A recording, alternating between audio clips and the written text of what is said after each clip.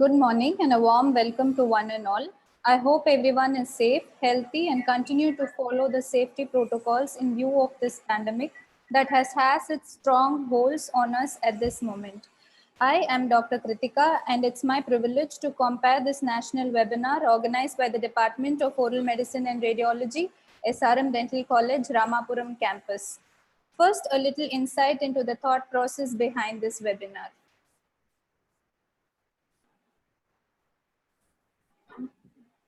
Play the video.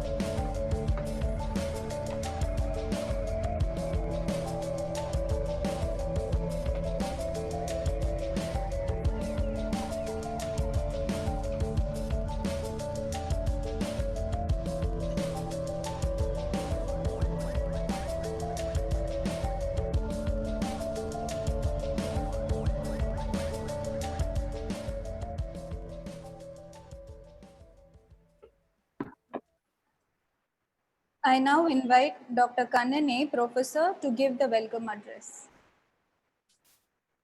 Very good morning and warm welcome to everyone present here for our Department of Oral Medicine and Radiology webinar series.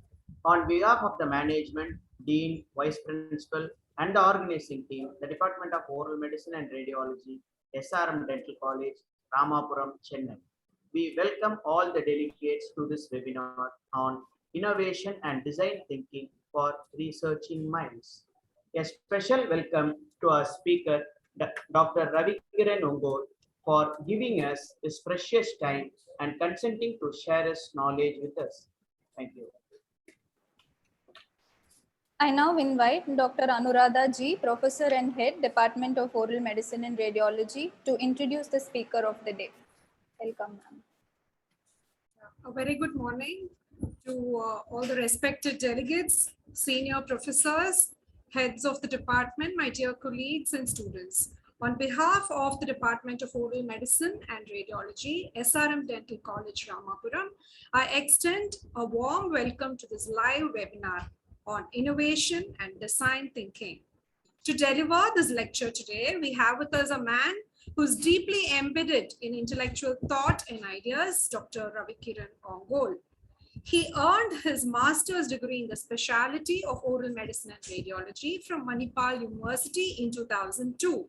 Ever since, he's been pursuing his passion for teaching.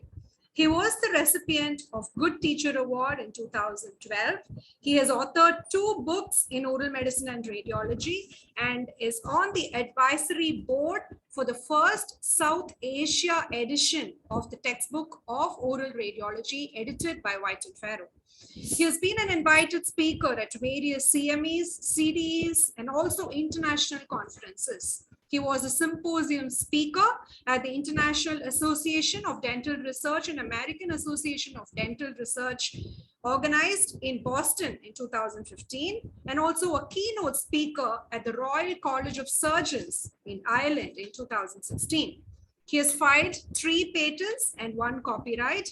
At the university, Dr. Ravikiran is a staff mentor for the Student Research Forum, member of the institution's Innovation Council and the institution's coordinator of Research and Innovation Center.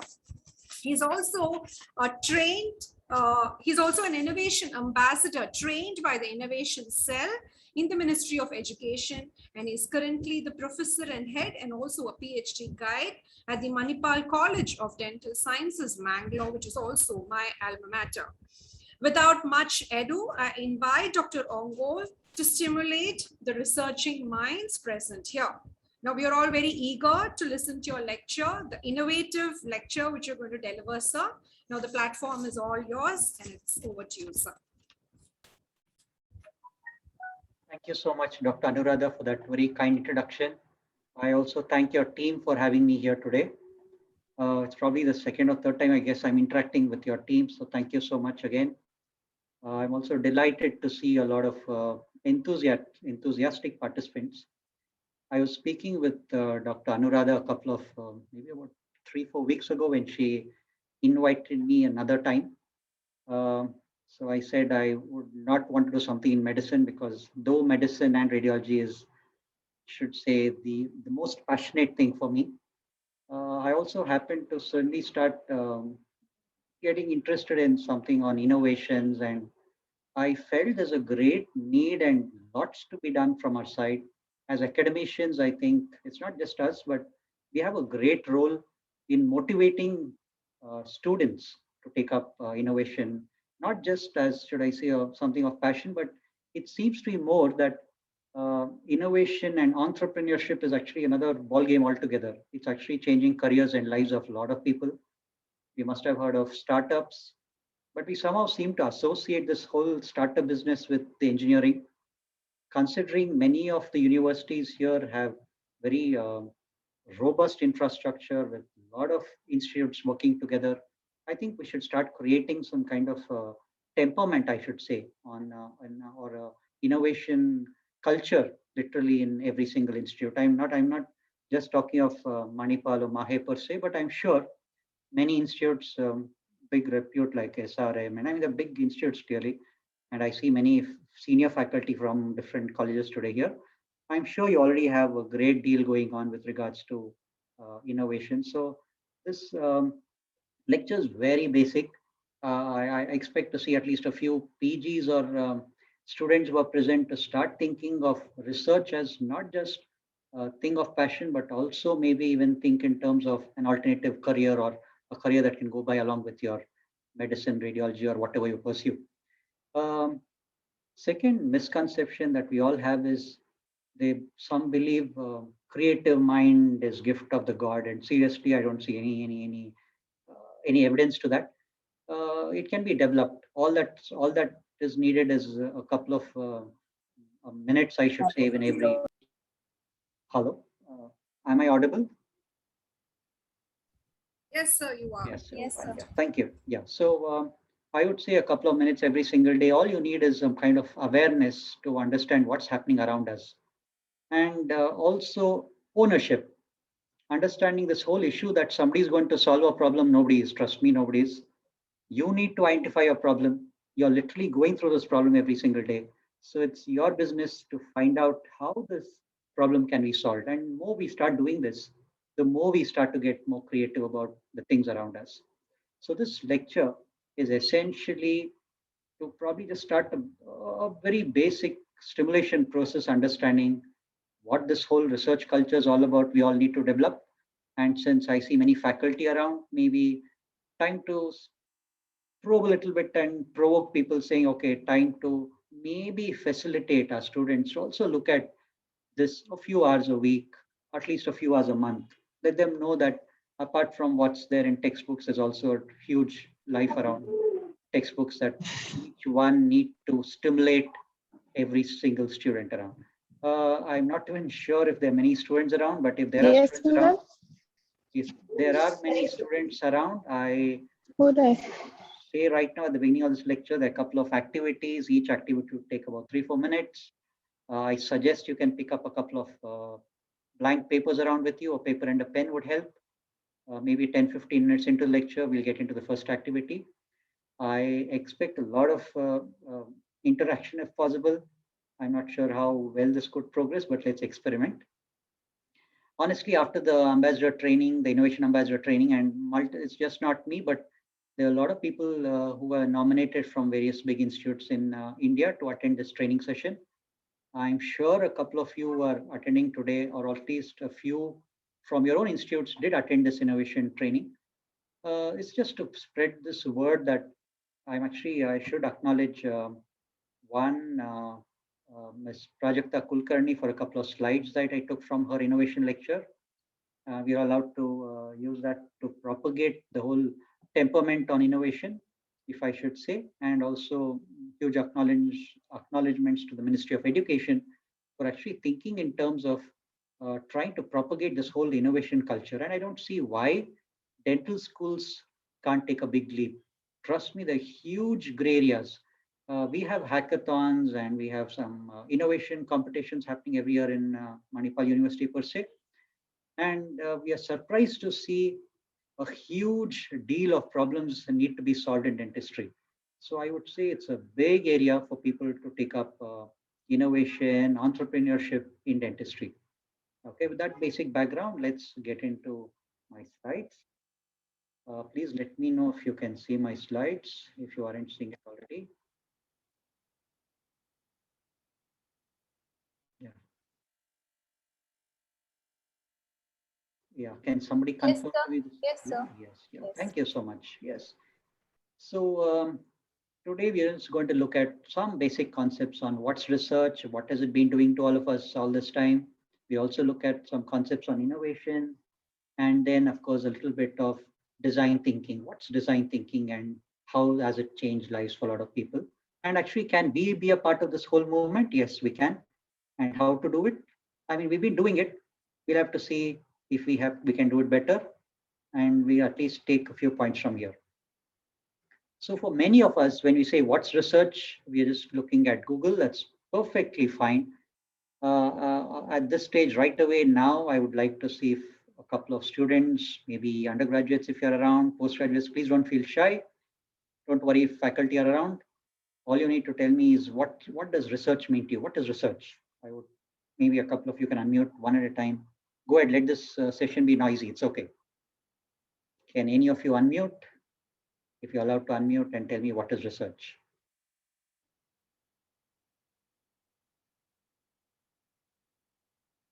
Yeah, please go ahead. Don't feel shy.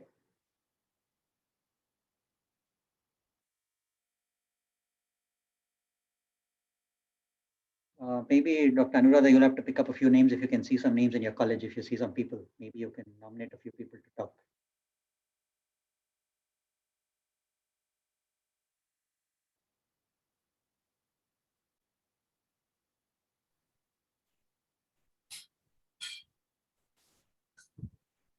Is anybody who would want to tell me something on research? Or Hello? at least I'll have to pick some names. I'll just see if my students are around. Hello, sir. Can you hear Yeah, me? yes. Who's this? Sir, I am Dr. Anbu Meena. Yes, please go ahead, doctor. I don't know whether I'm right or wrong. No, nobody is wrong today. Everybody is right today. For today, everybody is right. Next 1 hour, everybody is right.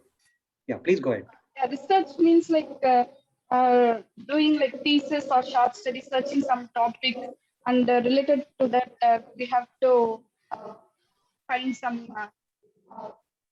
we have to formulate some study ideas and working on it. Wonderful. That's great. Formulate a hypothesis, and Correct. see whether it is right or not. Absolutely. That's good. Great. Anybody else? Thank you, doctor. Anybody else who would like to add to this? I'll just take one more person maybe.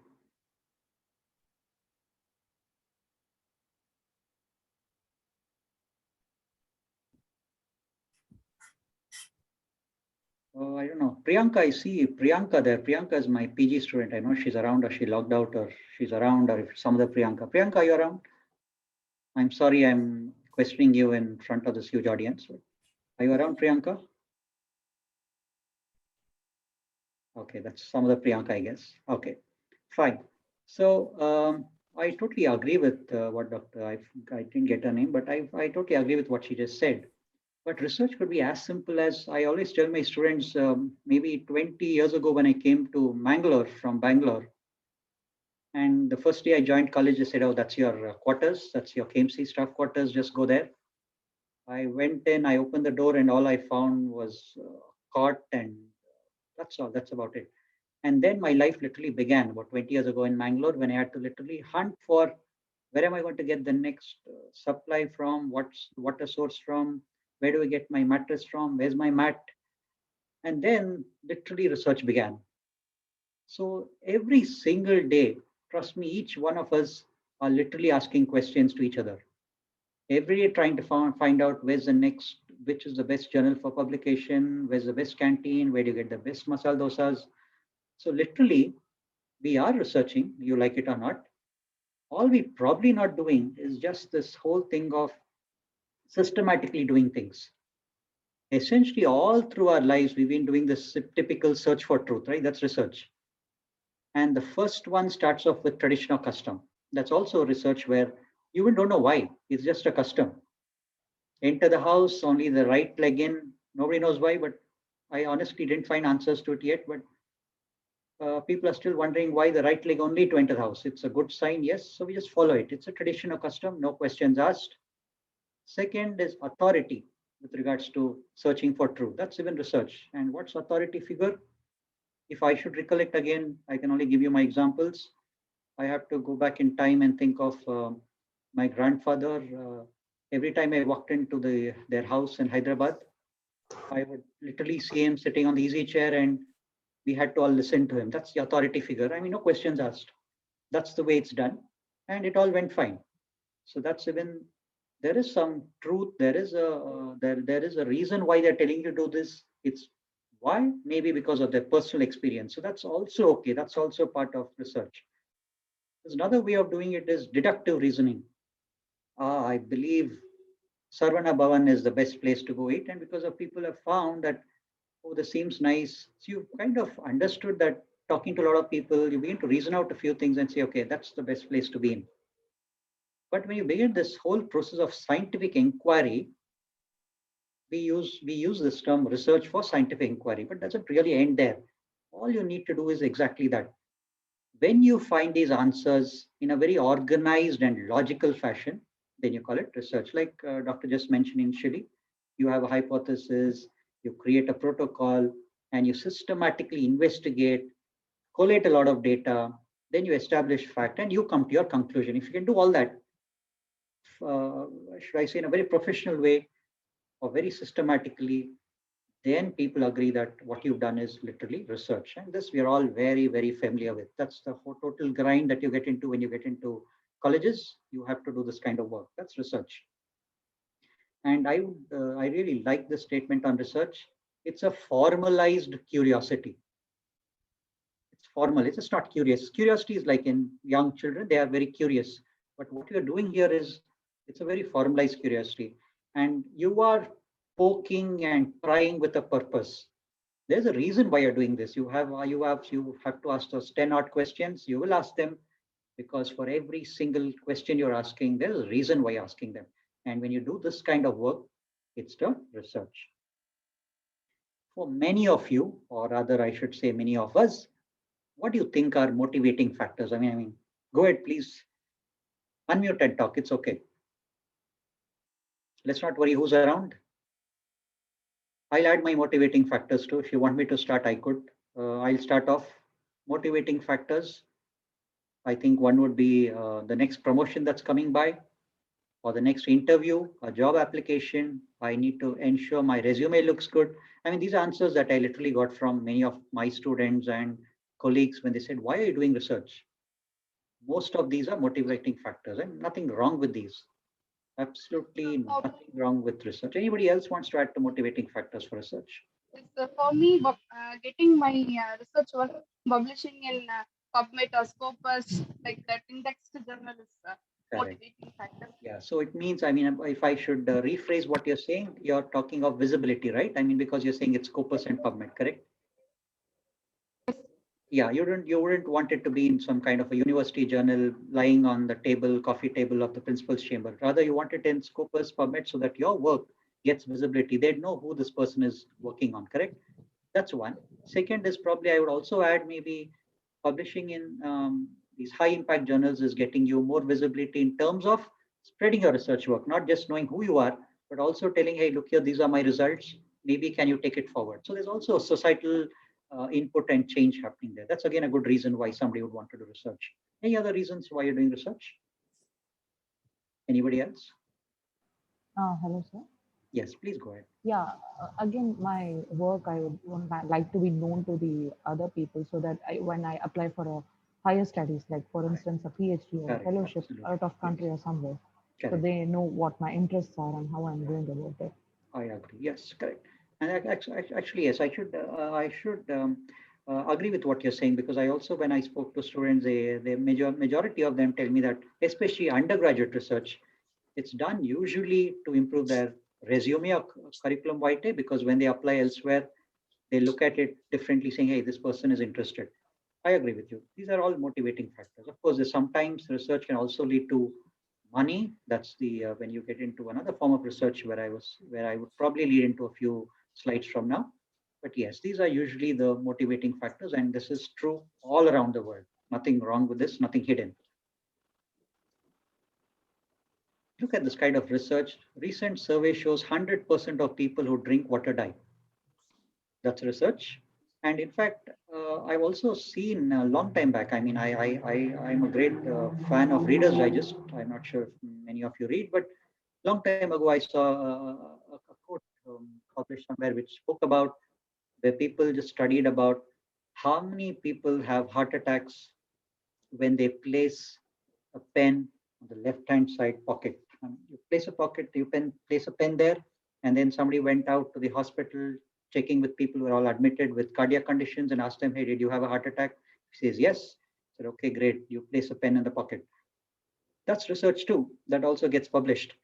But the idea behind this is we need to understand why are we doing this? And hence that previous slide on what motivates you to do research. So when you do research, it needs to have some kind of an impact. At the end of it, yes, it's improving resume, it's getting us promotions, it's improving our salaries, it's improving our increments, it's also giving students great resume to work with. But also there should be this bent of mind saying, would my research benefit somebody? And that's, I think, would lead to great research. So based on these findings, I would say there are 10 commandments of good research. Mostly it's based on the work of others. A lot of people who come and tell me, especially because I'm now last, I said 6-7 years working with undergraduate students on research. It's totally a eye opener when you work with undergraduates on research, because there's absolutely no compulsion, unlike a postgraduate student where it's a mandation, it's a partial fulfillment of a requirement. Whereas for undergraduates, it's purely out of interest, majority of them. So they're very open with why am I doing research? And majority of them say, sir, I'm second year student, I'm third year student, what kind of research can I do? So I tell them it's not always about the Watson and Crick. It may not be as big as that. It may not be groundbreaking, but what you will do is based on somebody's work. More important is commandment 2, which is it should be replicated and doable. You cannot say, I want to have AI, artificial intelligence, for doing something unimaginable thing. So it should be very doable. It should be very doable. And more important, it should be generalizable to all settings. It cannot be this study will work only for people in Udupi, people in Dakshina Kannada, people in Ramapuram. It would not work like that. It has to be good research. Again, I'm not saying all research should be like that, but good research should be generalizable. You should be able to take these old results everywhere and doable. Always have some logical rationale. We know this. And more importantly, your research should lead to few more questions. It's okay if it's incremental. It need not be, I will start this project, sir. 1 year, I have to finish this. I have to get some results. It's okay. A thesis is allowed to be incomplete. It's going to be incremental because you're going to add only to that small amount of data. So your question can be, your research question can be very specific and deal with just that problem. And this is what I was talking to you about 7. It addresses directly or indirectly some real problem in the world. It really has to have some bearing. It should not be a thesis. It should not be a PhD that will simply lead to my PhD, my MDS, but it has to lead to some kind of problem in the world. So that will make sense. Okay. And of course, that's the rest of it. But look at the last statement. And this is, I think, the biggest statement. The researcher should be sincerely interested or invested in this research. So that the karta, they call it in Sanskrit, the karta, the person who's doing it should be totally interested in this work. It cannot be a project that I will give and my student is going to work on. It should be totally a student-based research where a student comes up with you and says, sir, this is what I like to do. Ma'am, this is what I want to do. And totally invested in this research. So I should think most projects, either it could be research, it could be innovations, it could be something where the student, in this case, would be a faculty, he is a student too. The researcher himself should be invested in this research. It cannot be, I take up this project, but you do all this for me, I'll publish it. So when you're totally invested or totally interested, then you get great results out of your research. Now, what's possible in a dental school is exactly this. We all are used to this kind of a basic research or applied research where you could have clinical studies, you could collaborate with somebody. This is very typical standard formula we all know, right? And we all know this workflow. You come up with a research question, then somebody will ask you, or you could actually start off with a literature review. You'll say, this is what my results are. You'll go meet the guide and then decide, speak to the guide and say, look here, this is my research question. I found some articles related. Can you please guide me on this project? If the project is great, you could actually apply for a grant, then you get approvals, you conduct study, get to a conclusion. And what do? You either publish or you present. And this typically the routine. And this probably has been the last 4-5 decades. We've exactly been doing exactly this. It's time, I think, we need to move on. And if many of our seniors, my colleagues, would all relate to this statement we all used to hear and probably even hear it so frequently now, publish and perish. Trust me, we need to move away from this. Yes, publishing is great, presenting is good, but there's also an alternate track we all are not looking at. That could be in the next 15 odd minutes. We look at something called ideation, innovation, entrepreneurship. Trust me, it's a lone journey. There are not many who would probably be able to mentor you, and it definitely requires cooperation, collaboration. You need multiple institutes to work when you innovate. Especially ideation can work. Ideation works in solitude. You can actually sit down and think. Innovation works. But when you start to get a little more deeper into this whole process, you need that kind of environment in the college. And hence, maybe it would help if all faculty management are in it to start to wonder, should we start to begin this culture of innovation and entrepreneurship? Because end of it, we're all moving towards a kind of curriculum these days called outcome-based education. So literally people are wondering what's going to happen to our students 5 years from now, 10 years from now. So we are designing our curriculum to engage that customer there. The student who's going to walk out of your portals in 5 or 10 years, you're going to engage with them.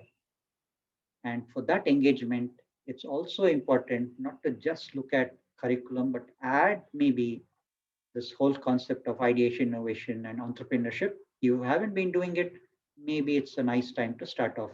It could be small baby steps, exactly what we are doing for the last 5 years, but maybe we can all begin this journey. Let's look at this now. So what's ideation per se? So simply it's a creative process of generating, developing, and then communicate. Okay, so basically just generation of an idea. And look at the statement, it says an essential part in education and practice. And that's one thing we're missing. And all so-called businesses or startups that we're all talking about, or the businesses that we talk about, if you want our students to become great businessmen or entrepreneurs, you should begin with ideation. And hence this whole process of why ideation is important. So how do you develop an idea? So first thing is to recognize a need. That's very, very important. And as we progress through the slides, I'll explain this further. Is there a need? You can't just think of something and say, okay, let me do this. They should have a need why you're doing this. That idea can also be, you have an existing product. Can you improve on it? I have my automatic processor that processes films in about 3 minutes. Can I improve on it? Can I do something else that it would get better? Do I have control over few other parameters that I can work about? We need to add, maybe I'm just throwing an idea right now for people in oral medicine. I could think of something later on, but you need to add something called replenishers. So we rely on our technicians to do this kind of job for us. At the end of it, you have films, end of 3-4 weeks, they all turn bad. So is there a way to assess if the replenishment is okay? Can it be automatically replenished too? Why does somebody needs to do this replenishing manually? So there's an existing product. Can we improve on it? And the biggest thing is, like I just mentioned earlier in the beginning of the lectures, to be aware. The awareness is very, very important, and always question. Okay, find a name, and of course you develop it. We'll go through this a little later now. So what's this concept of innovation? if you look at this whole thing of doing something different has been there. But look at the second statement it's making. Innovation is a process of taking new ideas to satisfied customers. So customers are happy. Nobody's complaining. Many of us complain. No, we don't. We go to college every single day. We punch. We go process films. We're really complaining because we don't have time. We don't have to worry about what's happening. But can you now tell the satisfied customer, hey, satisfied customer, you're happy with things the way they are. But if you add this new dimension, your life is going to get more, even simpler. You'll even have more time to spare. That's when innovation kicks in.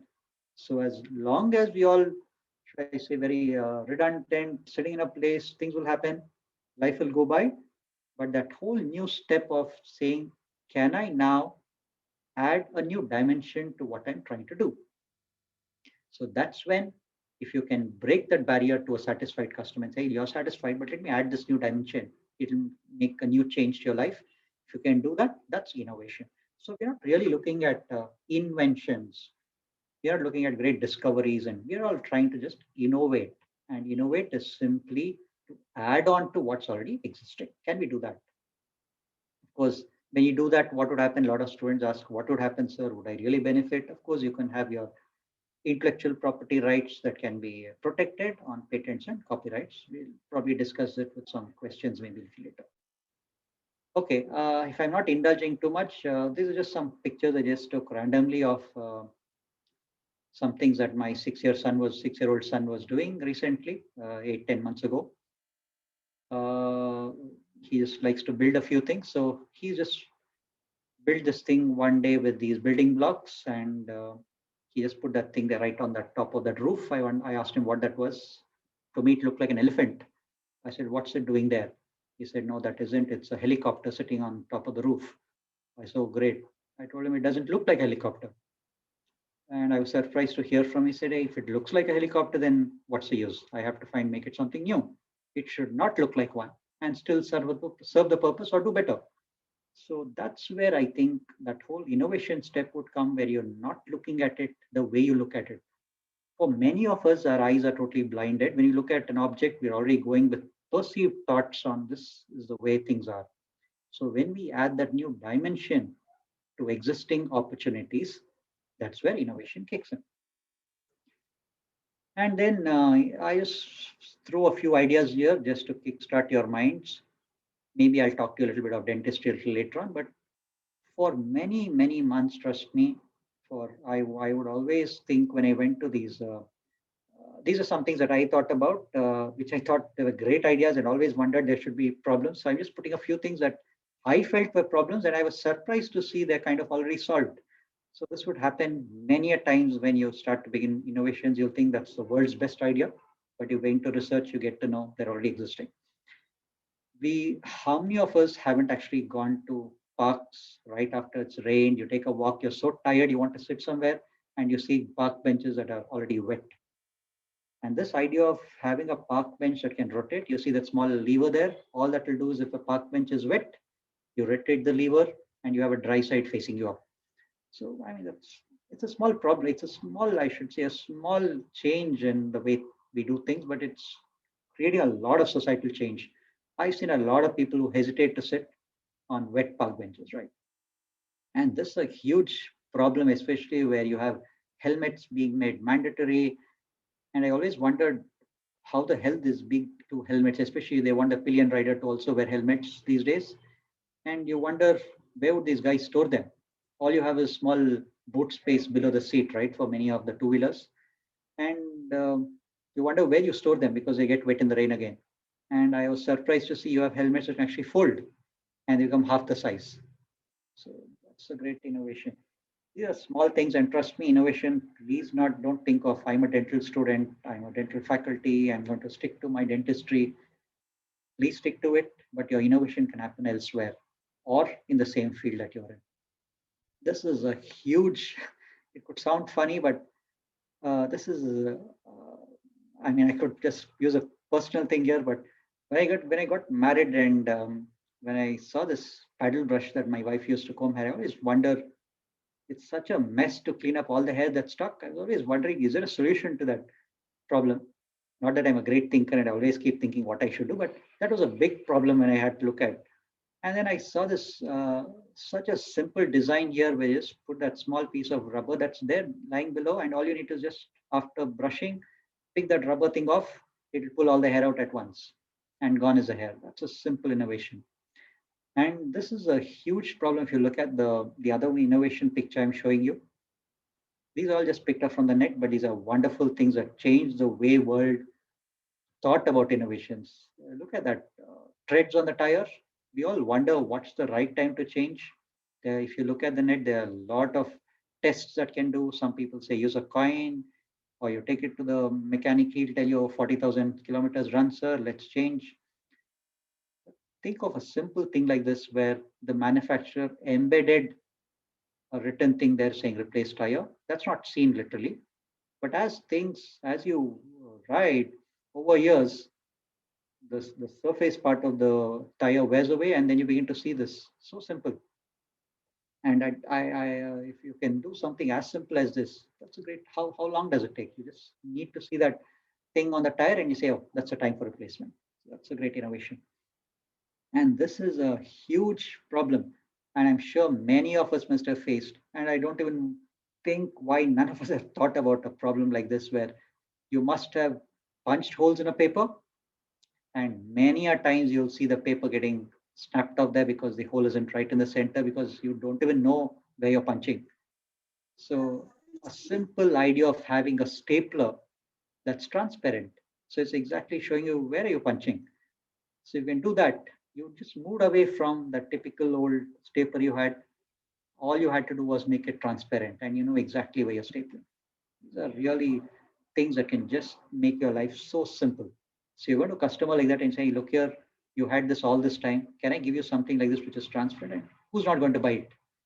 So these are things one would look for innovation. Okay. So now that small things on innovation and trying to inspire you guys a little bit and think a little bit. If there are students around or faculty also willing to participate, I'd give you all about 2 minutes if you don't mind. And take a sheet of paper, think quietly for yourself. How can you minimize patient waiting time in the clinic? You know, all these patients come and wait, and then no matter how many appointments and what time you give them, they come, but you're still waiting, right? So if you don't mind, can you all, because this is a real life problem, and most dental colleges face this problem. So can you jot down, it's just a 2-minute activity. I'd want you all to take a sheet of paper and start writing down. For now, put your thinking hats on. Make a list of ways you can minimize patient waiting time. So this is a problem your dean is giving you, and he wants you to tell you, he or she wants you to come up with ideas how we can reduce patient waiting time. So please go ahead.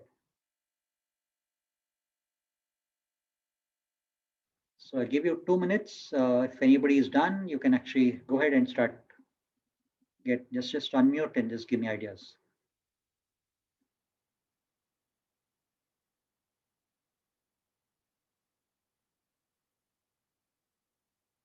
I hope somebody's participating. Is anybody participating at least? At least one person participating here, or is just pin drop silence? So appointments with sparse time, actually increased time intervals. Appointments with increased time intervals. Yeah, sure. Go ahead, ma'am. Yes, just go make a list. Sure, that's great. Wonderful. I wish I had something here we can actually put up these ideas. Let's see if I can do that. Yeah. Hello. This is Venugopal. Yes, sir. Like a tracking code. Okay. How we track the courier. Okay. So if we give the tracking code of the appointment running on, they can spend on the nearby mall or on the street, or maybe having a cup of coffee instead of sitting with tension. So great. Tracking code system using technology. Great, sir. Okay, yeah, that's wonderful. Ma'am, I'm sorry I missed the previous point. I probably put it that here too. Intervals with time intervals being increased. Actually. Intervals.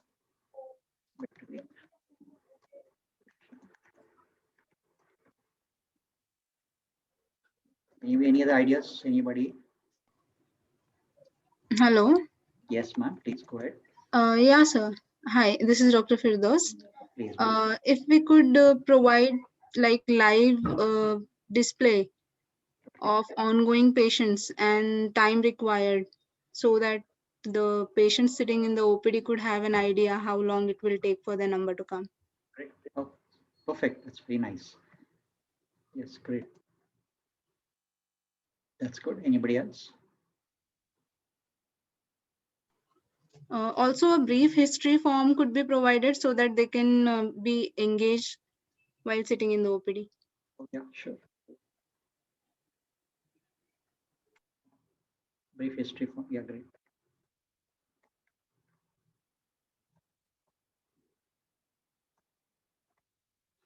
Anybody else?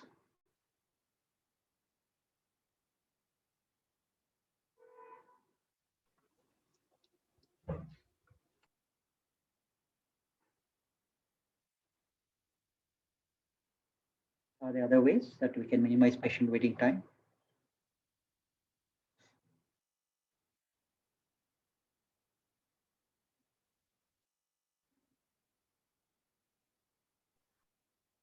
Increasing the working hours Okay. Of the hospital or the doctors? having more number of doctors with more number of chairs. Okay.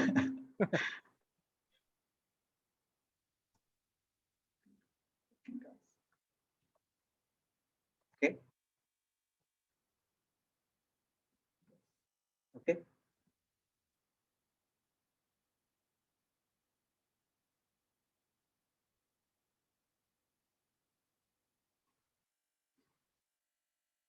Any other thoughts? Okay, we'll give it another 30 seconds and then we can move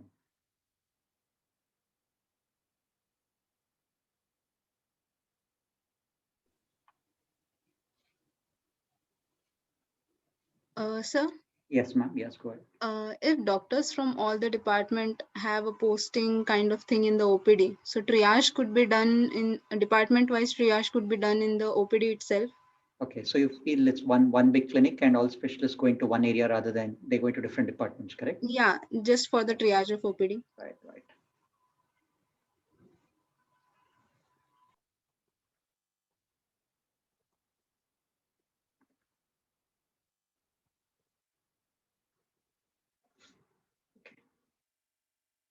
Oh, that's brilliant. I think, yeah, we are getting great answers, but I'm sorry I have to stop you all here, but super, that's really nice. So exactly what we did now was a typical brainstorming, right?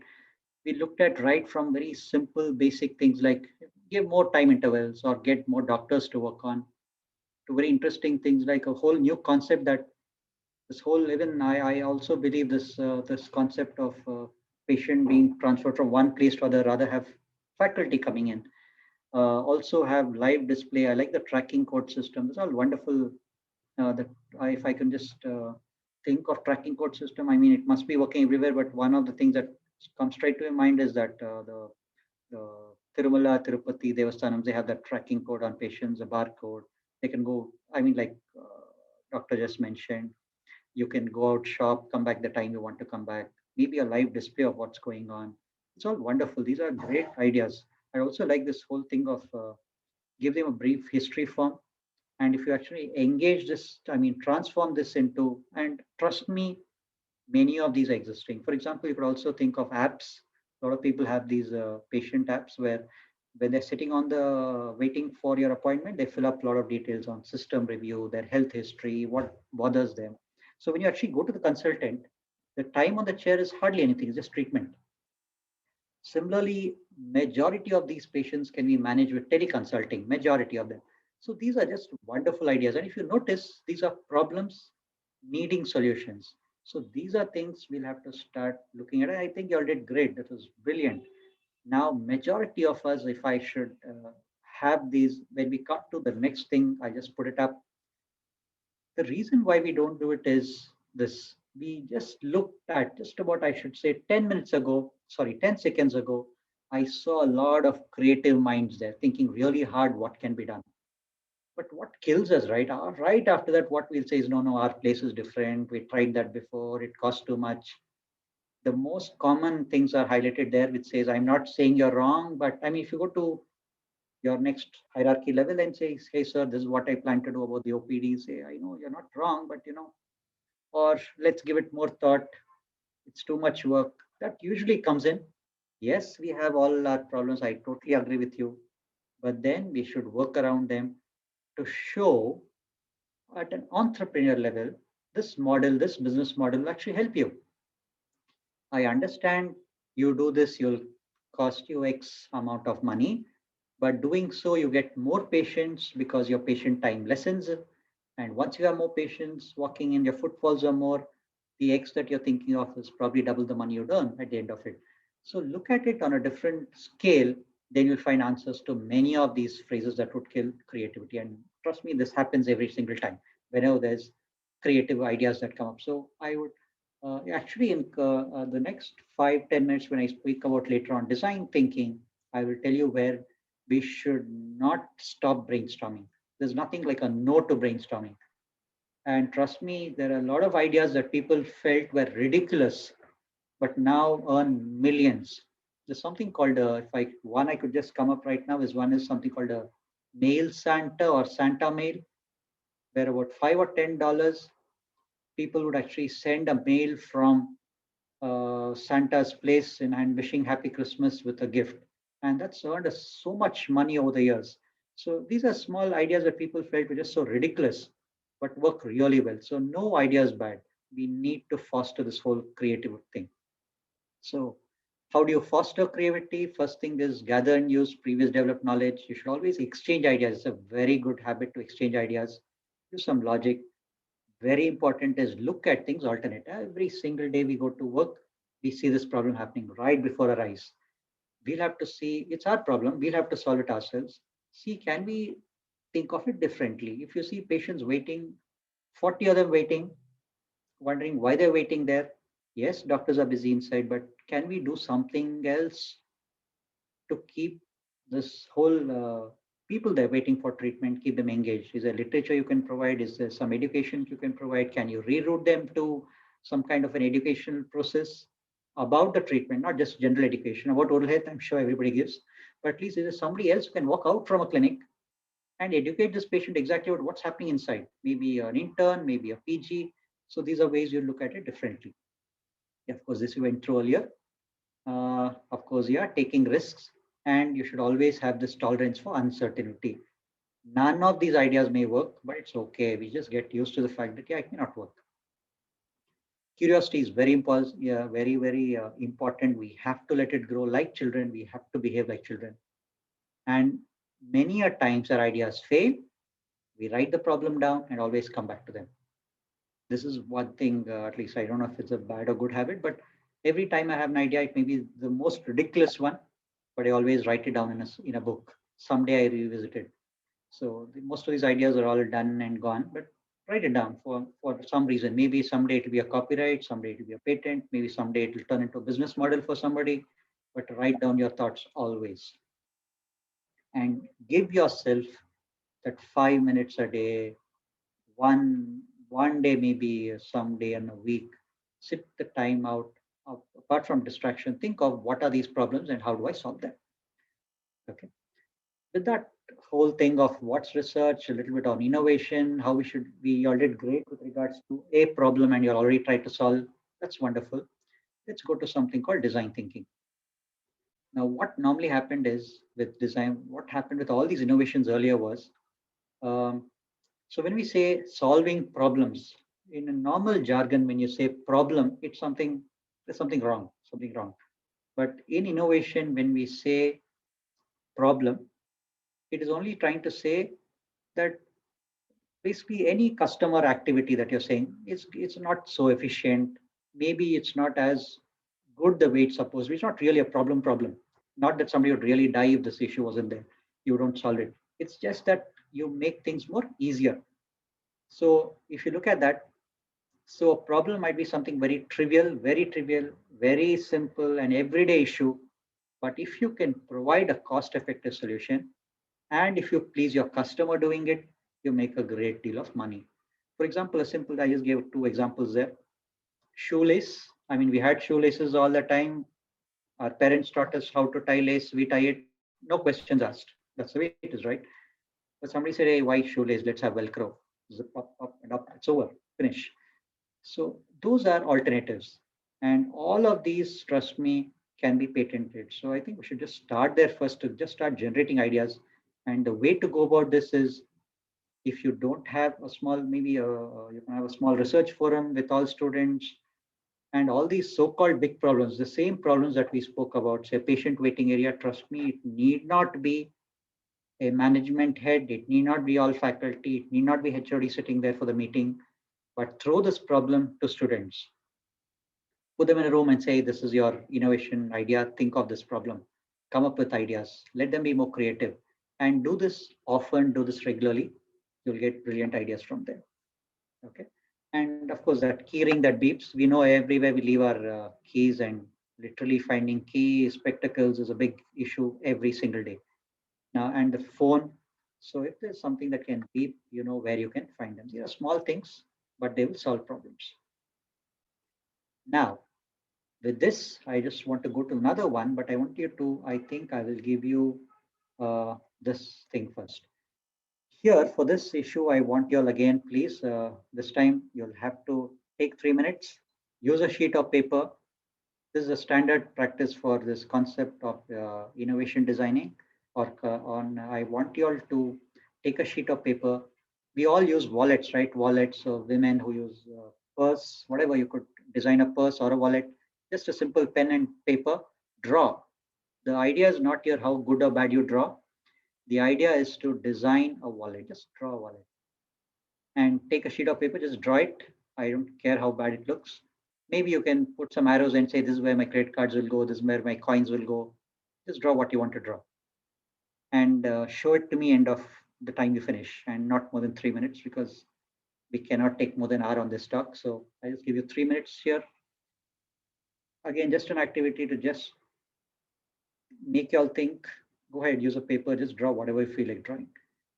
Again, I want some participation here if you don't mind. And who was willing to do this, please show it to us on the camera. We want to see the design. Don't worry how bad it looks. Nobody is judging you for drawing here. Okay, yeah. Yeah, there's some volunteers. Somebody's doing this for me, please. Yeah, can you pick up a piece of paper, a pen or pencil maybe, and just draw away. Could be a purse, could be a wallet. Just go, please draw it.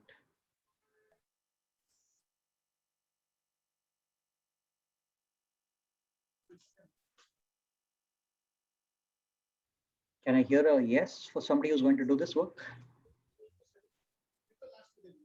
Oh, great. Somebody's doing great. Otherwise, at the end of 3 minutes, we'll wonder what to do next.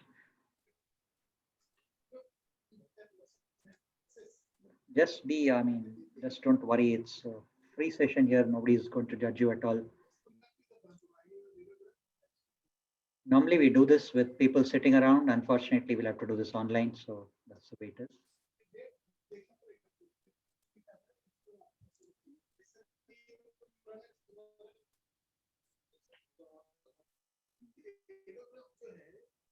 Don't use a scale. I mean, we don't want it to be neat. Just scribble something.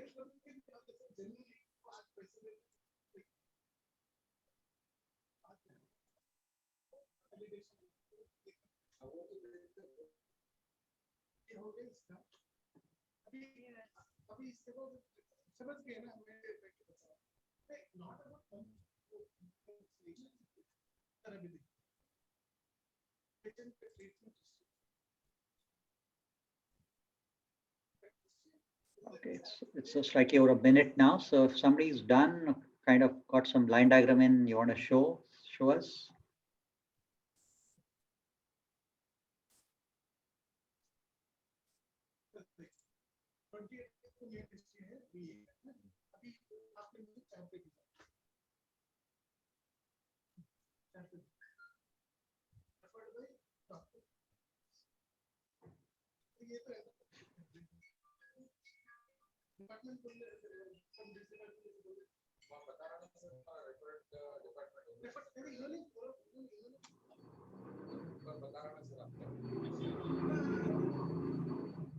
Yeah, great. I see Dr. Anbomina just came on. Oh, great, man. Yeah, thank you so much. Okay, that's really, I wish I can. Can somebody maybe pin her or something and maybe enlarge the screen?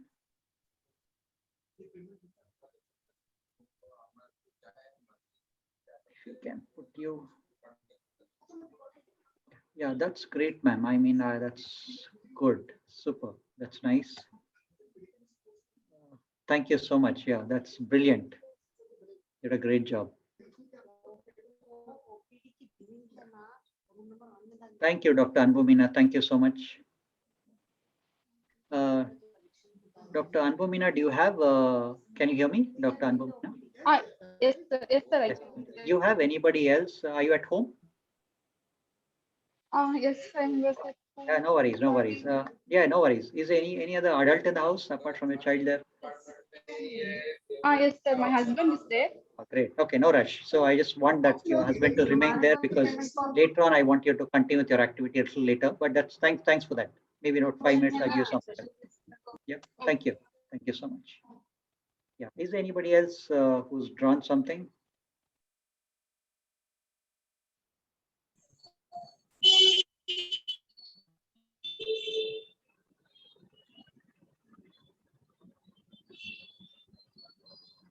Is there anybody else participating in this apart from Dr. Anbumina? If there's somebody else, I'll wait for another minute or so. Otherwise, I'll progress. I'll go ahead. Sir, could we share our screen? Yeah, please, of course. I mean, you go ahead. I mean, I'm not stopping you from doing anything. So please go ahead. I'm not able to share the screen. Yeah, maybe you can check with, maybe Dr. Anuradha, can you help them? Because I have no idea what has to be done. Maybe any of the organizers. Can you just make her the co-host, Nandini?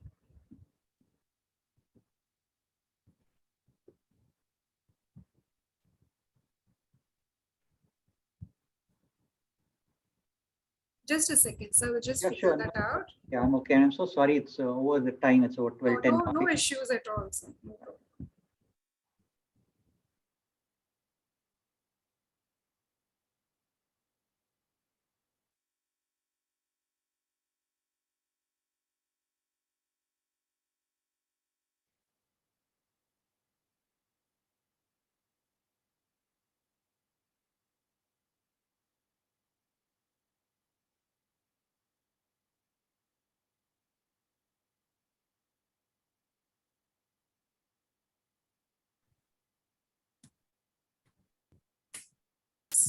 Is it Dr. Firdaus who needs to be made the co-host, sir? Yeah, I'm not sure.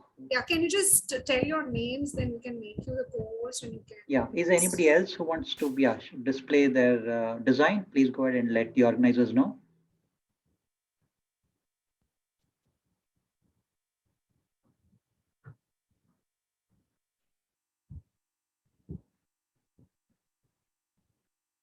Is there anybody else in the participants who wants to show?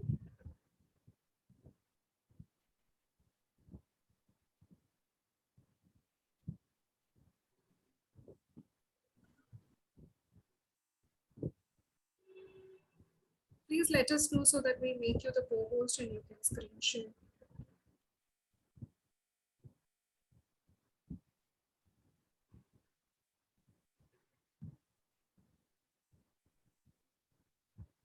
Did you manage to identify Dr. Anuradha who wants to be?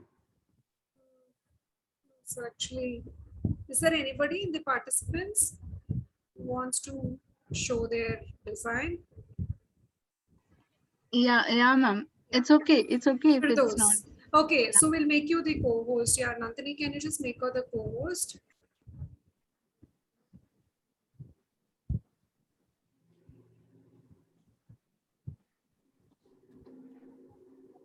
Yes, ma'am. She's a co-host now. Yeah, now you can just try.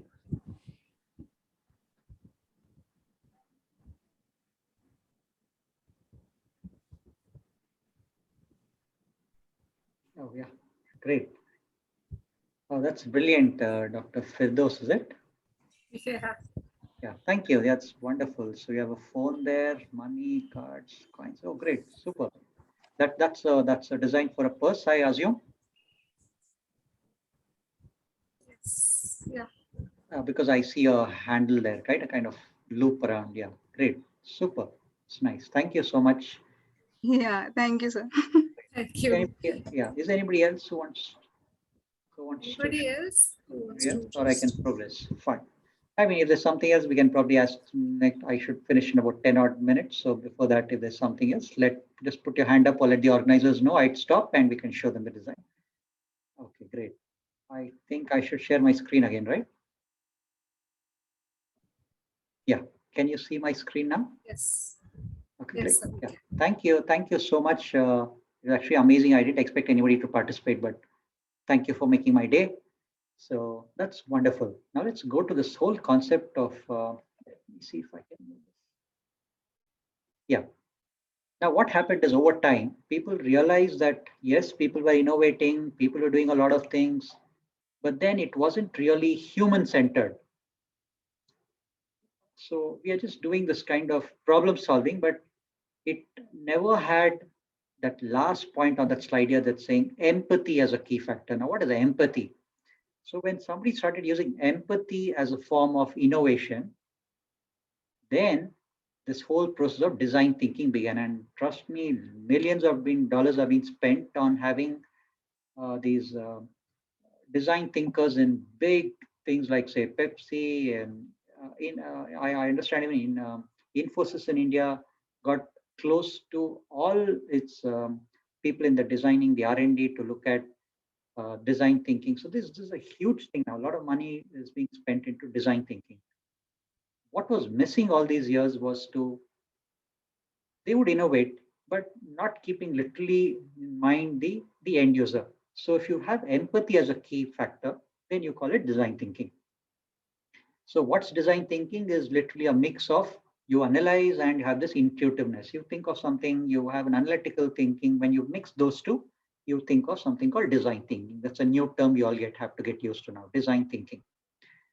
So quickly, if you look at the wheel, all these I took from Ms. Prajakta Kulkarni as part of that training of the Innovation Ambassador training.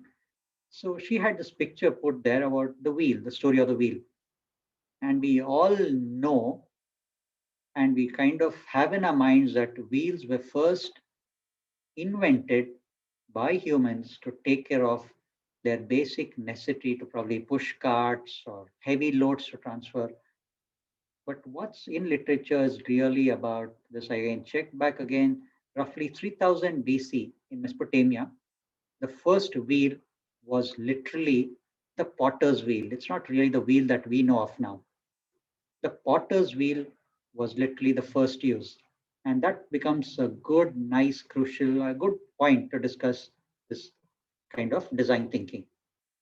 If you look at the potter's wheel, it's simple, right? You just have a big wheel. At the bottom of it, you have a stone or some kind of a stone mound on which all you need is this big, nice wheel. And that's about it.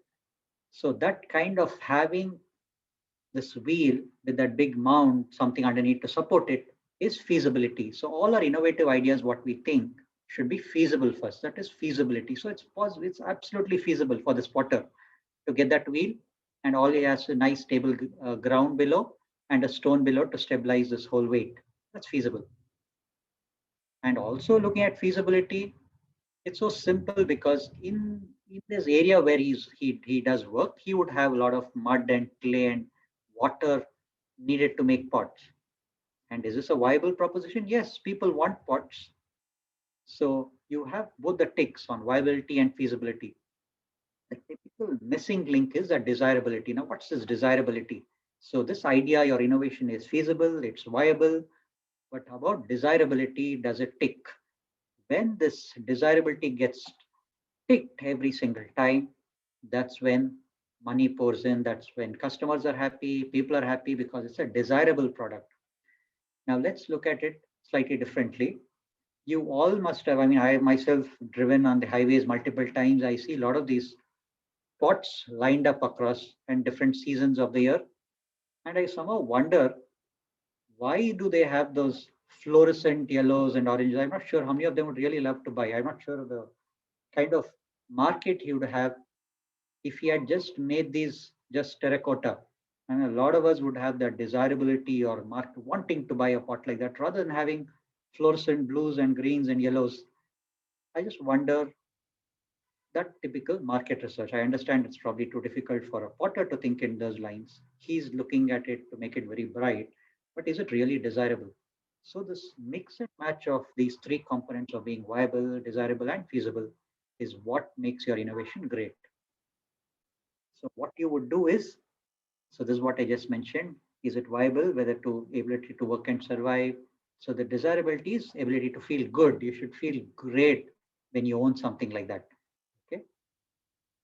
Now let's look at a potter who's just making pots and selling. Yes, it's feasible. Yes, it's viable. That's great. It works. Okay. Now this question of women, the potter was probably looking at making mud pots, but women who have to literally walk miles sometimes or stand in long queues to just go fill up a pot of water. This is a typical scene you'd see in maybe semi-urban areas where people still go have to fetch water like this. They wouldn't be thinking of earthen pots, each weighing so heavy and would probably break with every other single vessel they are in contact with. So they want something, the desirability is something else. The women here or the men who are going to fill this water need to be spoken to. It's not that I decide that this is the pot I want to make, and it's for you people to decide whether you want to buy it or not. If you do that kind of innovation, it's not really helping anybody. Or the other end of the spectrum, very desirable, super feasible. It's feasible. I mean, you have high-ended potters who have these exhibition showrooms and who are sitting after an architecture degree and arts degree, employ a couple of potters. They're saying, hey, that's not the way you make pots. You should make it extremely desirable with all the curves and the best material in town, make it of all different shapes and sizes. Yes, it's feasible to make. Yes, it's desirable. But is this a viable proposition? How many of us, I mean, we'd probably shop window these kind of things, right? How many of us would actually go buy them? So when you think of literally innovations, you always need to have the end user in mind. It's so important. So empathize with the end user. So you always hear to their problems, create it. You should understand if this lady is really trekking all the way. She'd be happy to have an aluminum or a steel pot, or maybe indalium, something else that's so light that all she has to carry is the weight of the water and not really the weight of the pot she carries. So you hear to their problems and create and then deliver. It should be exactly what they want. And when you deliver, the further end of it is when you go through these processes, when you start creating prototype, means when you start to actually build something, you have to validate. You have to go, when you deliver, you need to go check, is it okay? Do I need to improve on this design? And if you have to improve, you go back again all over, listen to the problems again, create something new, again deliver, again check it's okay. If you do these cycles multiple times, then your product is great, your innovation is good. So if you have to go back in time and think about the problem that we were trying to solve about patients waiting in a clinic, like one of the doctors just mentioned that why don't we have a tracking code? Yes, great, you have a tracking code now. Now meet somebody in the IT sector, get the app made, give it to that end user, and now see if it really works. Check with him. He say, no, it's okay, but these are issues with it. If you stop your innovation there, it's a failed business plan again. You have to go back all over, listen to that patient's problem and say, okay, yeah, this is what needs to be modified. Go back to your IT app creator and redo this process. And you hang on to this, and then you make a very viable business model. So in steps of design thinking, you have the first step is that empathize, always understand who are you addressing. If I can just put in one small idea here, I remember in one of the innovation talks, our chief innovation officer was actually telling me something about, I believe he gave this problem statement of a product that needs to be developed for blind people, some way of literature reading or it's I think it was something about mobility, some device to help them get mobile, walk and something like that. So these groups of students for literally worked on the product for almost 2.5 years. By the end of this, the product never worked because one simple thing, a question that was asked, did you meet at least one blind person? The answer was no, I didn't. So what the team did was to create solutions without understanding who was this end product, who wanted it. So you go actually talk to them and say, hey, this is what I'm planning to develop. Does it even help you? And this blind person say, no, it doesn't. So what are we trying to solve? So most innovations should always start off with this empathize, going and trying to talk to that end user. Okay, I can more and more emphasize on empathizing with regards to design thinking. So a human-centric approach is really required. That's again a take-home message for today. Quickly, one small idea I'll give you for empathizing is something called journey mapping. This is one idea we can think of. So this idea can be used exactly for that patient waiting area that we discussed. So what you'll do with journey mapping is start by identifying all the moments that a user has to go through right from the start to the finish. Okay. Now, all these milestones you'll have to write down saying this, what happens. How do you put this into sequence? For example, imagine the problem is you have to design a new experience for somebody that is going to the airport and has to go get a security check, right? That's the problem. Every time we go show one pass, somebody has to check, he'll check, he'll say, okay, now go here, remove that belt, all that. We know that whole process, right? Now, this journey you have to start. You have to start with, hey, I'll pack my trip. Then I have to go to the airport. I arrive at the airport. Then I find where is the security. Then I show the ID to security. Then I go through security. Then I find my gate where I have to board. And then I reach my destination. This process of after reaching destination could again go through security sometimes if you're going abroad. But if you have this list of that journey mapping done, each of these, trust me, you'll find at least a dozen ideas, new innovations for each of these. So right from packing a trip, you can actually have intelligent suitcases, intelligent everything which will tell you any metals that you keep, it will be. So there are a lot of things you can come up with, multiple ideas when you actually start to think. Okay.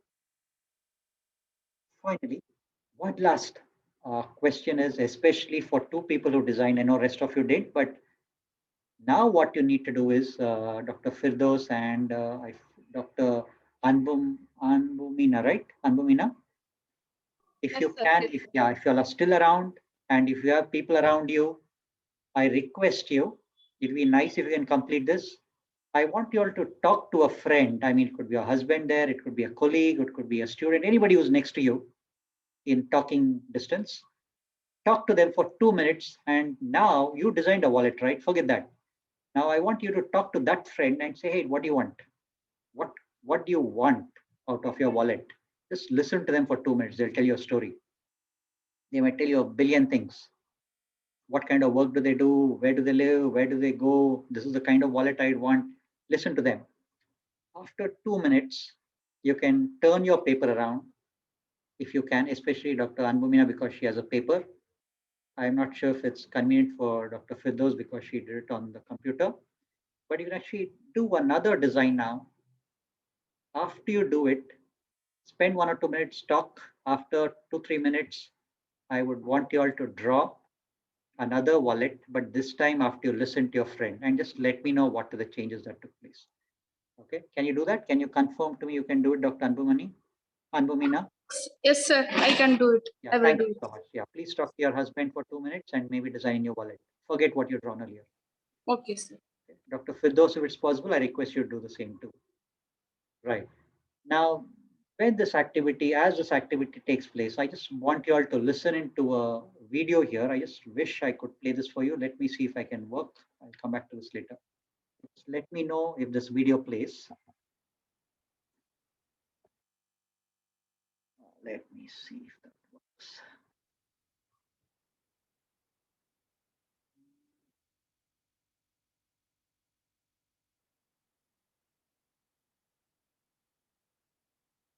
Let me see if that plays.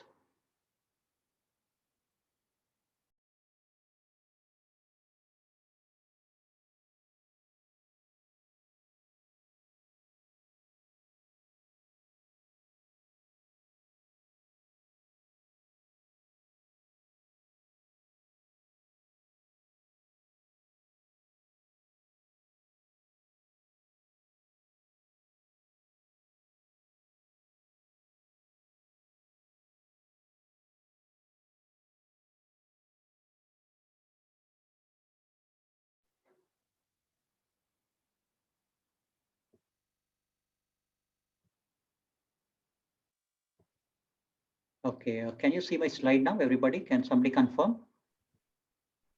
Yes, sir, we can see your slide. And can you see that slide there that says there's a door on the 10th or something like that? Can. Yes, sir, we can. Okay, I'm going to play this video again. If somebody can just quickly confirm if they can hear it, volume plus the video, and then I'll keep quiet. Yeah, you can hear that? No, sir, we cannot hear it. You cannot hear, is it? No, sir, we cannot hear. I see. Video then.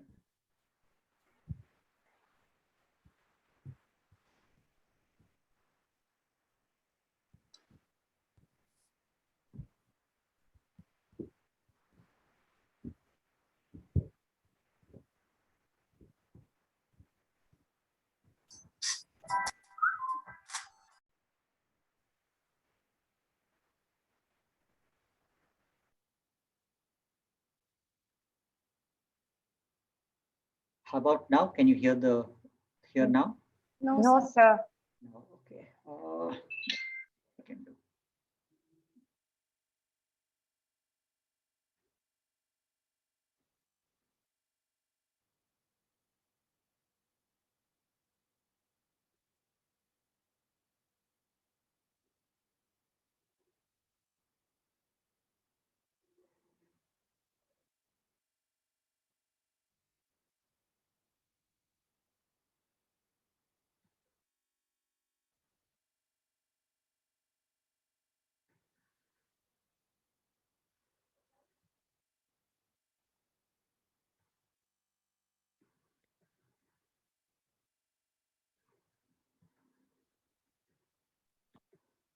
So good morning, sir. Yeah, yes. Sir, while you're sharing the screen, can you please select the audio, sir, so that we can hear your audio? Yeah, I'm trying my best. Unfortunately, I'm very bad at this. I'm just trying out share audio, is it? That's sharing audio from where? From Zoom, is it? Yes, sir. Okay, let me see.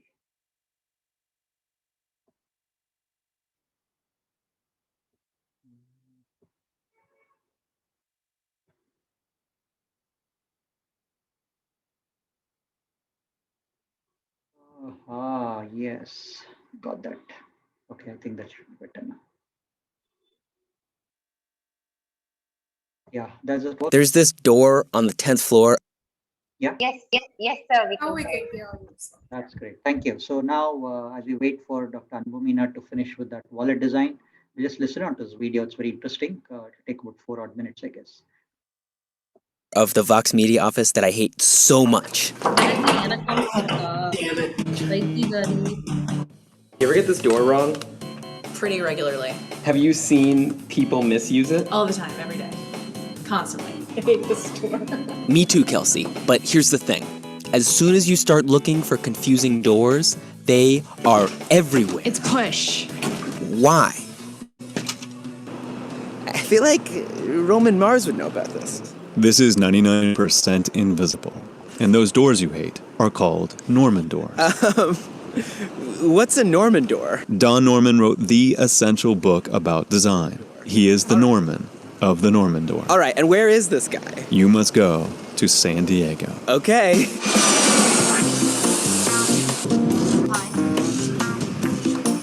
Hi, Joe. Hey. I'm Don Norman. Gee, you know, it's hard to describe what I am. Well, he's been a professor of psychology, professor of cognitive science, professor of computer science, a vice president of advanced technology at Apple. But for our purposes. I was spending a year in England, and I got so frustrated with my inability to use the light switches and the water taps and the doors even, that I wrote this book. If I continually get a door wrong, is it my fault? No. In fact, if you continually get it wrong, it's a good, and if other people continually get it wrong, good sign that it's a really bad door. A Norman door is one where the design tells you to do the opposite of what you're actually supposed to do, or gives the wrong signal and needs a sign to correct it. Why does it need an instruction manual? That is, why do you have to have a sign that says push or pull? Why not make it obvious? It can be obvious. if it's designed right. There are a couple of really simple, basic principles of design, and one of them I'll call discoverability. When I look at something, I should be able to discover what operations I can do. The principle applies to a whole lot more than doors. And it's amazing with many of our computer systems today. You look at it, there's no way of knowing what's possible. Should I tap it once or twice or even triple tap? So discoverability, when it's not there, well, you don't know how to use something. Another is feedback.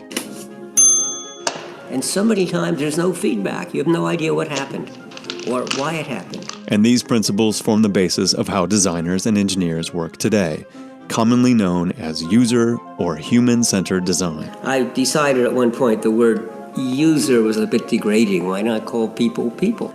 And it's amazingly simple and amazingly seldom practiced. We call it iterative because it sort of goes around in a circle. We go out and we observe what is happening today. We observe people doing the task. And from that we say, oh, we have some ideas. Here's what we should perhaps propose to do. Then you prototype your solution and test it. Quite often these are wrong at first, but each time we go around the circle, we do a better job of making the device until the point we're actually making something that really works. And this process has spread all over the world. And it turns out it's improving lives. From better everyday things like the ones that Don wrote about, to using the same process to solve huge problems in public health in developing countries. Water, sanitation, farming, lots more. So what'd be a better human-centered door? An ideal door is one that as I walk up to it and walk through it, I'm not even aware that I had opened the door and shut it. So if you had a door which had a flat plate, what could you do? Nothing. The only thing you can do is push. So see, you wouldn't need a sign. A flat plate, you push. This kind of push bar with the piece sticking out on one side works well too, so you can see what side you're supposed to push on. The vertical bars could go either way. A simple little hand thing, though, sort of indicates pull. But we still have terrible, terrible doors in the world. So many of them. There are lots of things in life that are fairly standardized, and therefore, whether I buy this house or not is not a function of whether it has good doors in it. And so, except for safety reasons, doors tend not to be improved. But the tyranny of bad doors must end. I think that it's a really shitty design. The fact that they put a pull handle when it's a push. And it should be a flat panel right here. And not a pull handle. That's how I feel about this door. It's very misleading. I agree. You're right, Becky. You're goddamned right. And if we all thought like you, well, we might just design a better world together. It won't open because it's a security door. What the f are you two doing? Hey, so as you can see, since I started making this video, they've since changed the door a little bit. I guess it's a step in the right direction. Okay, yeah. Can you hear me now? Yes, sir. Yes, sir, we can. Great. Yeah. Thank you. So just to finish my talk here, and then we'll of course look at the design made now. So this is nice what Elon Musk said. He said any product that needs a manual to work is broken. So ultimately everything that we design needs to be self-explanatory, should be right there. Like you just saw that door with nothing, right? So all you can do is just push. So we should just simplify lives. So just end up with that saying we can't teach anybody anything, but can only make them think. So I'll end my lecture here. Before we wind up, before I take any questions or before we can discuss, maybe we just give that one opportunity to Dr. Anbumina if she can show us what she's done after speaking to her husband.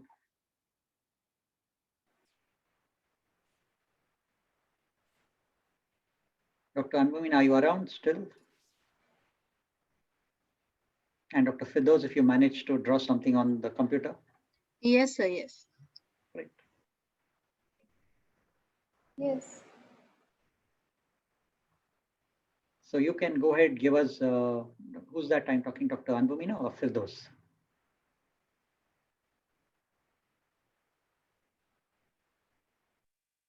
Dr. Anbumina, are you there? Yes, sir, I'm there. I'm sorry to push you so much. Yeah, but Dr. Anbumina, Yes, sir.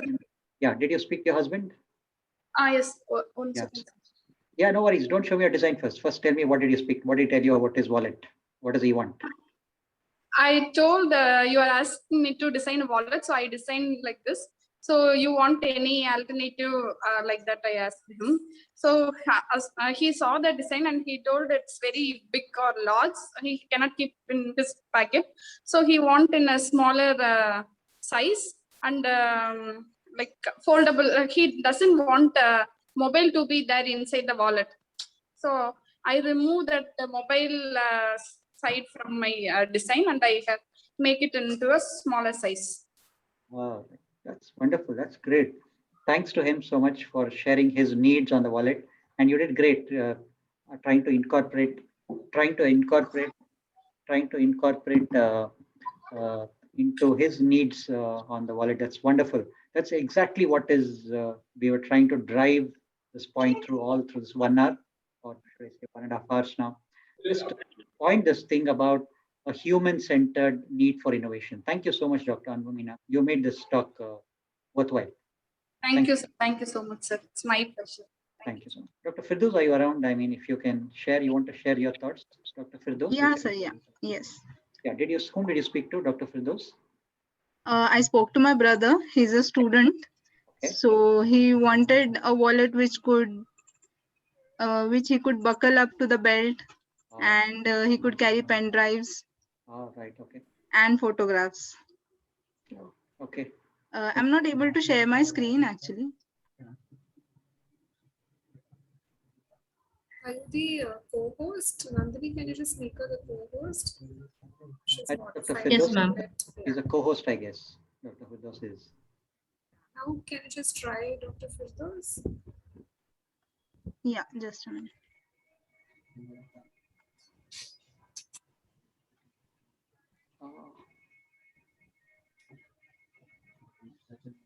Yeah.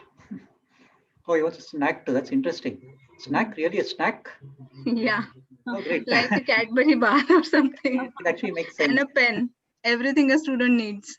It actually makes sense. That's wonderful. How old is he, if I can ask you? He is an engineering student. Okay.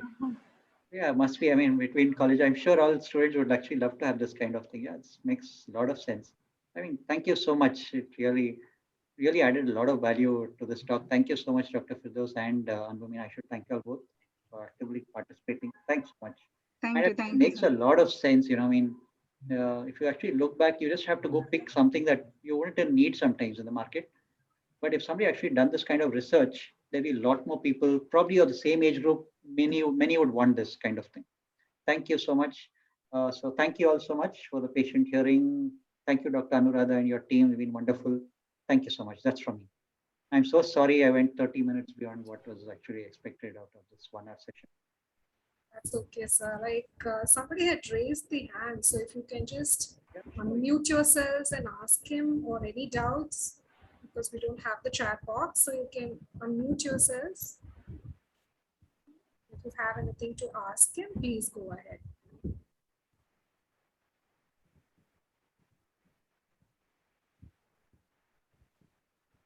Hi, sir. Yeah, my doubt was how can we apply this in our... Who's this, if you don't mind? Myself, Dr. Firdaus again. Firdaus, yes, please. Yeah. How can we apply this innovation and design in the field of oral medicine and radiology? Okay.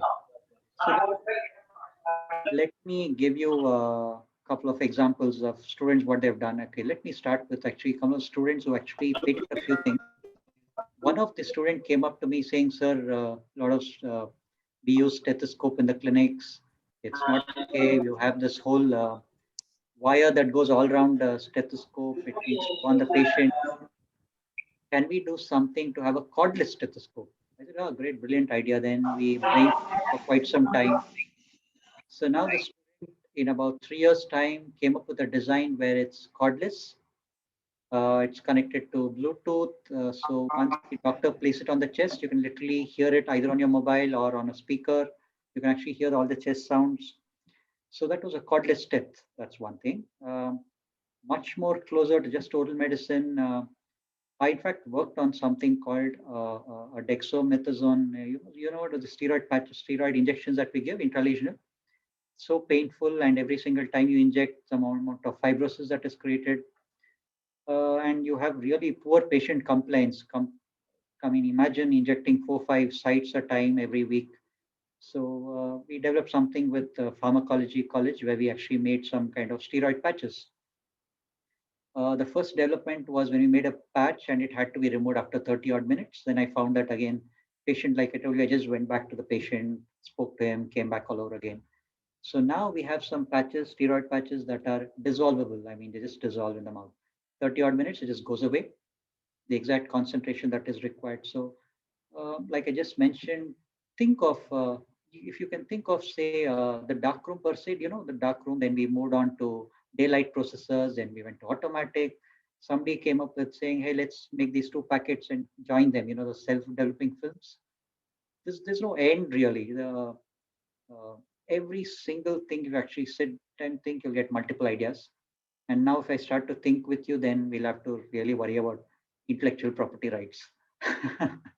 So I don't want to share too much, but I mean, I'd be happy to work with you. You can come up with idea, have your own team, start to brainstorm, pick an idea per day. You'll be wondering, there'll be multiple ideas that you can actually go ahead and patent. It's very simple, I should tell you. I'd be happy to share ideas with you. So just mail me, call me, and we can discuss. Sure, definitely, sir. Thank you so much. Thank you, sir, for that wonderful presentation. All the feedback forms will be posted on the email of the registered email IDs of the participants, so you can fill them up. Since we do not have the chat box, all the feedback forms have been sent to your email ID. So please fill them up to get your certificates. There were a few questions through the mail. So I would request Dr. Yashoda Anian, Lecturer, Department of Oral Medicine and Radiology, to please take over the platform for the question and answer session. Thank you. Good afternoon, sir. It was a very, very interesting talk, sir. And so these are a few questions that we had. So do you feel this innovation as a topic should be incorporated as a curriculum itself for the undergraduate students and for the postgraduate students? Yeah, I definitely think so. In fact, we have something called, at least I can only quote our university, we have something called a Student Research Forum. So Yes, it's a very standard body where you have president, vice, couple of students are elected. They literally run programs. We actually have I should just let everybody know that we have a undergraduate student conference coming up in October, November. This is the third in row. They call it SCORE 3.0. Last 2 years back, we had about 500 participants all over India. So what I try to say here is students are absolutely thrilled to be doing this. It's no force, it's purely voluntary. Now, what each of us need to do is push it to our management saying, can we start giving some credit hours to this? I mean, the way to take it forward, I think personally, is for every hour spent or every couple of hours spent listening to a webinar or a workshop on innovate, because this is, I should say, could go hand in hand with their practice. It's like a career, being entrepreneurs. So it's a way of, should I say, career itself on its own. So I don't think there's any need for the managements to think that this is co-curricular or extracurricular. It's actually part of curriculum. And what are we doing research? We are doing research on in dentistry. So it actually makes sense to me to actually make it a part of curriculum. And no harm teaching something new. You have all these already, those music clubs and clubs on welfare and a lot of other things. So research, I think, should be an integral part, not just for PGs, but UG. But I wouldn't say make it mandatory, but I would say make it grade-based. The moment you make it mandatory, I think it will end up being like a postgraduate program, and then you wouldn't see it as interesting as it is. It becomes part of curriculum, and then you won't like it. Okay, sir. Thank you so much, sir. So one more question. So when a person who's doing research for the very first time, or we are trying to educate somebody who is trying to do research for the very first time, would it be better to do a solution-based research or an etiology or a cause-based research when they're starting out? Yeah, so I think again, if it's a solution-based research is what gives you a lot of the high, if you want to call it, because you have a problem and you're solving it. I would still think etiology and a lot of other people who are all there to do all that kind of work. I would still say the solution-based research is what gives you, because you have a problem and you solve it. And the problem can start from home. I mean, simple things you see at home, you solve it yourself. So I would still say go for solution-based research. Thank you, sir. And also one more question. So we had one slide on copyrights and patents. So a copyrights can an undergraduate or a postgraduate or a faculty or a clinician. Can it be done by anybody? And are there separate criteria if you're going to be going ahead doing that? So the simple reason I just put it there because this could be again probably an hour or hour and a half talk. So maybe if somebody is keen, I'll come by again one more time. If Dr. Anuradha doesn't mind, I could come by again. But I would still think copyright is for anybody. And a simple thing, I could just give you a small example here. We all have, patients who undergo radiotherapy, chemo, and all that, they come to us, right, for treatment, for complication management. Just to let you know, a couple of years back, we just wrote a copyright for the protocol to manage these patients. Yeah, we've been all doing it. But if you can substantiate it that you've been doing it and it yields results and this is the way to do step by step, that's a copyright. So I don't think there's no qualification necessity for a professor and head to have a copyright.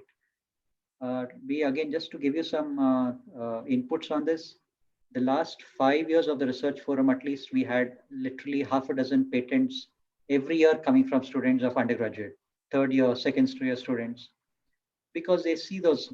Somebody said, hey, you work with a rubber dam, but all that spray of water that comes, where does it go? So one student came with something called a trap arrow. So around the peripheries of the rubber dam, they had a white color plastic frame with multiple holes. So all that came into the rubber dam flowed into this and flowed out. So there are small ideas, but great solutions really to the problem. So it's for everybody. Thank you so much, sir. So if any of the participants have any other further questions, please unmute yourself and you can go ahead. Or you could raise your hand and you could unmute you.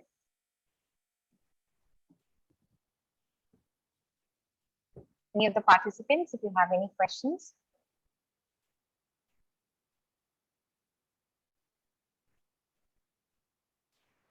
Now I invite Dr. Anuradha, head of the department, to present the certificate of appreciation to our speaker, Dr. Ravi Kiran Ongolu.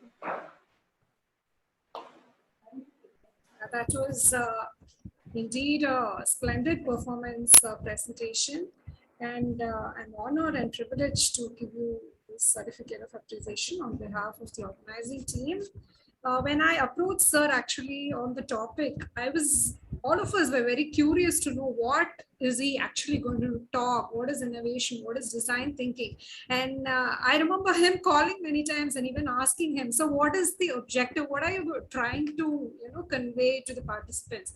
But I think it's indeed a marvelous presentation. Sir, you've actually rekindled our minds as even faculty members or staffs of how to even approach the students, because students have a lot of ideas, but I think we lag in making them think the correct way. So I think you have really done that part of the thing was I think to the maximum, sir, 100%. So I anyway thank you once again, sir, for having your time and coming to deliver this lecture to us. So I'm indeed very privileged to have you. So more in the future also, sir, with more of the patencies and the copyrights. So I think we'll have more interactions with you in the further days to come. So sure. Thank you, sir, once again. Thank you. And now, the Google Forms, I think, has been sent to all your emails. So please check on the Google Forms. And if you have any problems with that, please contact the organizing team and we'll be sending you the certificates in a day's time. Yes, thank you. Thank you, sir. And also the participants who have been so interactive, especially Andromina and Firdos, who I think made this session so interactive, and you made all our days, even sirs and all the organizing team, very happy to see very interactive participants through the webinar. Yeah. Thank you. Thank you, ma'am. Thank you, ma'am. Now I invite Dr. K.V. Swati to deliver the vote of thanks. Good afternoon. It is indeed my privilege to deliver the vote of thanks on behalf of the Department of Oral Medicine and Radiology. First and foremost, I would like to thank the Almighty for this day. I also thank our chairman, Dr. Shivakumar, for his continuous support. I extend my gratitude to our beloved Dean, Dr. K. Ravi, and our Vice Principal, Dr. Rajkumar, for their continuous support and encouragement. It is indeed my immense pleasure to thank our speaker of the day, Dr. Ravikran Ongol, for his enlightening talk. And I would also like to thank the whole organizing team headed by Dr. G. Anuradha for the seamless planning of this webinar. I also appreciate the postgraduate students of our department for their continuous support and volunteering. And last but not the least, I thank all the delegates who attended today's webinar and looking forward to seeing you all in another enriching session like this. Thank you all. I'll call you. Let this begin. Thank you, Swati. We thus conclude today's session of the webinar. We hope that this perspective of innovative thinking inspires you to surge ahead in your career. Thank you once again for joining us and stay safe. Thank you. If you can just, the Google form, if you can project it to the, yeah, this is the Google form. So in case if you have not received it in your emails, just take a screenshot or you just call us and we will send you the Google forms because our chat box is not being enabled. So we have this issue here. So thank you once again, all the participants, and thank you, sir, for being here and giving us such a great lecture. Thank you. Bye. Thank you. Bye. Bye.